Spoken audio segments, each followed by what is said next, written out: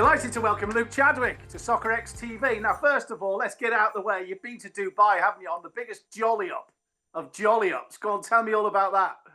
Yeah, I was very fortunate to get invited on the trip. So, yeah, I've been on a jolly up out to Dubai with a fantastic group of former Manchester United players, a few legends on there as well. So God knows why I got the call, but it was nice to go out there. We played a team of ex-Leicester City players, drew 4-4.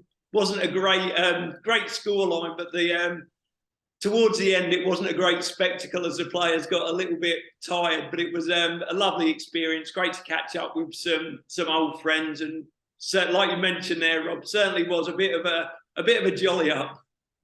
Who was that? Give us a few names. Who was in the United team? So we had Wes Brown, Mikel Silvestre, Raymond van der Houw in goal. Dwight York made an appearance. Lee Martin. There was a fair few players there, so it was good to get on the pitch. It was probably one of my only starts for the club, so I managed to start, but as always, got dragged off after about an hour.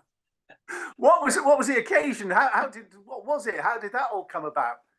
I think it was a game sponsored by a guy out in Dubai who was trying to put two teams together just as a spectacle, really. I'm not 100% sure what it was, the exact reason for the game. You just turned up. Somebody said, "Do you want to go to Dubai with Man United?" You went, "Oh, all right then."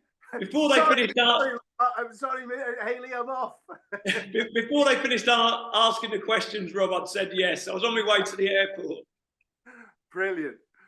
Now, listen, it's great to speak to you, as always. The Football Fun Factory, for people who don't know what it is, let's get that one out of the way first of all. Tell us about the Football Fun Factory, because Soccer X TV is obviously interested in business. We're interested in footballers and life after football, and you seem to have fallen into something, I don't know, by design or luck or whatever, that's absolutely taken the football world by storm. Yeah, it's an interesting story. When I finished playing football, my career came to an end. I didn't really know what I was going to do with myself. I was struggling a little bit, thinking, where do I fit in the world now? Like a lot of former footballers, sort of went down the coaching route, done all my coaching qualifications, got a full-time job at a professional football club, working within the academy, and it should have been, in my eyes, a dream job, an old footballer now being a coach, but I didn't really enjoy it.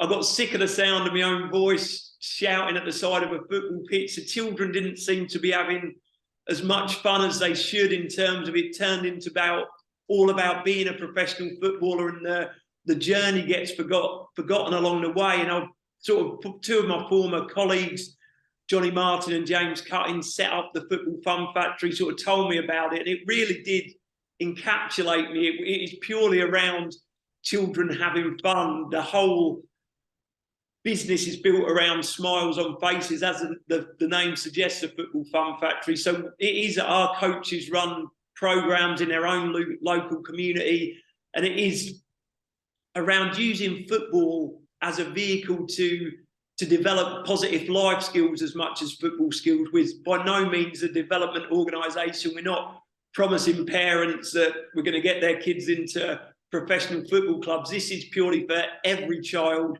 boy or girl, regardless of ability, to come and enjoy football and play with a smile on their face, with no pressure whatsoever, really. So it is an incredibly rewarding organisation to be involved with. Like you say there, I sort of stumbled across it through luck, but when the guys told me about it, it was something that I realised that I was extremely passionate about as well. It reminded me so much of my early days playing football for my first grassroots team. I can't remember any tactical or technical information the coaches gave me back then, but they were my favourite coaches, because I remember I couldn't wait to get there and run around, chase the ball about with a smile on my face, because they made it so much fun. So that is why I'm doing what I'm doing now, and I am really, really enjoying it. It's growing though, the business, isn't it? Amazingly so. Yeah, so we started off with 4 of us running. It's a franchise organisation, and we all were the first head coaches, franchisees, all dotted around the city of Cambridge. Then we went into lockdown. Lockdown gave us an opportunity to really put plans in place, to really work really hard on sort of the concept of the business to put in a position to be able to roll it out further. And we came out of lockdown quite surprisingly, grew to 12 head coaches, growing into the surrounding counties, to Cambridgeshire, into Norfolk, Suffolk and Essex. And these past couple of years, it's really taken off. We've got over 60 head coaches now and have grown all over the country, all over the UK, launching down in Exeter, up in Scotland, Wales, Manchester, Birmingham, loads of places around the country. So it is really exciting to see us grow so quickly. Obviously, that brings challenges as well, but we always go back to the why of why we're actually doing this. And it's an opportunity to see children having fun, hopefully eventually all over the world, and also giving coaches an opportunity to work full-time in football, doing something they love doing, where that opportunity doesn't come about a huge amount, particularly in this country. Just staying on the business side, do you have plans to go abroad, do you? Yeah, so that is sort of the next step of what we're trying to do. The ultimate goal is to be the world's leading football coaching organisation, which of course is a massive statement to make, not said with any arrogance or ego. We're completely aware we've got a huge amount of work to do to get there, but that big idea of having millions of children running around playing football in the Football Fun Factory community is something that we hope to do, hopefully next year or the year after. We've got plans to move overseas, so really, really exciting times. Are you business? Have you got a business brain? Are you business orientated at all? Well, I never thought I was, to be honest with you, Rob. It was always, obviously, as a kid growing up, all about football. And then sort of it really excites me doing something different. It's given me a huge amount of self-confidence, having a small amount of success out of the game, really, because I just didn't see myself ever coming out of the professional game. So I'm absolutely loving life away from it. Don't get me wrong, I love what professional football done to me. I'm incredibly grateful for the life it's given me so far. But to do this and sort of that business acumen that I've completely lacked, because I've not been in the business world before, but I think I've learned so many lessons from being a footballer that it's helped me develop myself in a different way altogether. So I've got loads to ask you, Chris. I can't wake up without looking at LinkedIn to get Luke's thought for the day. This morning was sometimes we have to go through darkness to get to the light. You were talking about, have I got news for you? And when you were young, you were conscious of your appearance and all this kind of thing, and how tough it was for you. So that was the first lesson. Is it something you consciously think, right, I'm going to put this on today, or is it just part of you? That is sort of, it comes up sporadically. There was times where sometimes I feel really creative and write something, and sometimes where I just don't know what to write, really. It's always something. I always try and be sort of positive with the stuff I say, and I think I would never have dreamed of writing or posting anything like that as a player. I think it is the development of coming out of the game, really, and understanding myself on a deeper level, really, both sort of emotionally, spiritually, professionally, and sort of trying to but don't get me wrong, I'm sure there's not many people out there that read it and take that much notice of it, but it does. I do.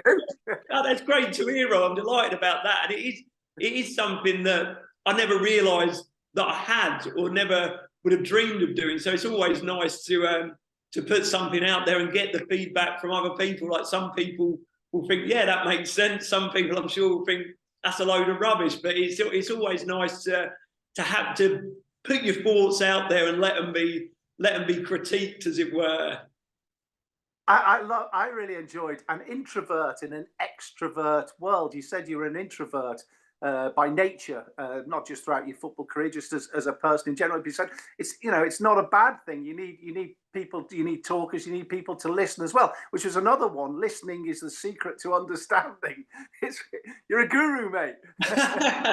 Thanks, Rob. I think in terms of that, I am an introverted person. Always have been as a child, and it always used to frustrate me a little bit, and I'm sure my parents as well, when you go into your school feedback day, the school report, it was always, he's got to speak more. But I think that is trying to make everyone the same, where some people are comfortable being quiet. Some people are happy shouting and being boisterous and whatnot. And I think it's so important that we are ourselves in life. We all develop in different ways. And although I'm still an introverted guy, I'm comfortable speaking to people, speaking out about it. But sometimes I like to be quiet. And I think we should allow the difference, because it would be obviously so boring if everyone was exactly the same. So when I was a footballer, I used to read quite a lot of books, but it'd always be the same sort of books, the autobiographies of professional footballers, which I really enjoyed. Since coming out of football, I've sort of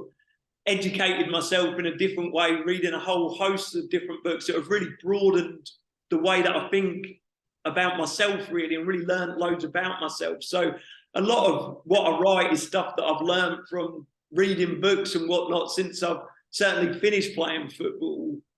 I think people sort of like, whether by design, I don't know, but people look to you towards, you know, your views on mental health. I mean, it's especially after the lockdown and the problems that people went through, not just in sport, but in general. Is that something you're aware of? Yeah, it's just something I'm 100% not an expert on. The only sort of expertise I have is my own sort of mental health and dealing with that. But I do think there's stuff that you learn along the way that could potentially help other people in one way or another. Obviously, I got a lot of attention at the start of lockdown because of the tweet I wrote about when I was suffering in my early days as a professional footballer and getting sort of ridiculed for the way that I looked, that I didn't know how to deal with it, and talking about that wasn't the most positive way of dealing with it. It's around sort of learning that you're not always going to feel great. There's times when you feel down, and to be able to express yourself and talk about that is always the best avenue to go down. So I think it is something that I have spoken about, because I have been through times in my life and recognised the times in my life when I could have dealt with it better in a more positive way. And that's sort of what I'm trying to get out. Again, I'm completely aware that I'm not a huge star with a massive following that loads of people gonna listen to. But when I put out that original post at the start of lockdown, I had a lot of messages saying, thank you for saying that. It's helped me a lot. And to feel that was better than any football game I've ever played, to think that you've helped one person with just writing something. So it's something that I am very passionate about. I think it's something we all should be very passionate about looking after ourselves, our own mental health, and looking out for others, those closest to us. I'm fascinated to know now, as a father of a budding sportsman, and your son Liam's a keeper, who's just signed, I think, his first pro contract with Cambridge. You've got Louis, who's in the academy at Cambridge as well. How do you deal with them? What's your relationship like with them? Do they come to you for advice? Are you able to give advice? I'm fascinated to know how it works. Yeah, so that is the other way round there, Rob. So Louis he's my eldest. He's the goalkeeper. Liam's the little one. He's just finished school and started his full time. And when Lewis, my eldest, first started playing football, I was a terrible football parent in terms of I was still playing myself. I believe because I was a professional football player, he should be working as hard as he possibly can. It was all about him being the best player and whatnot. But for my ego, not for the first.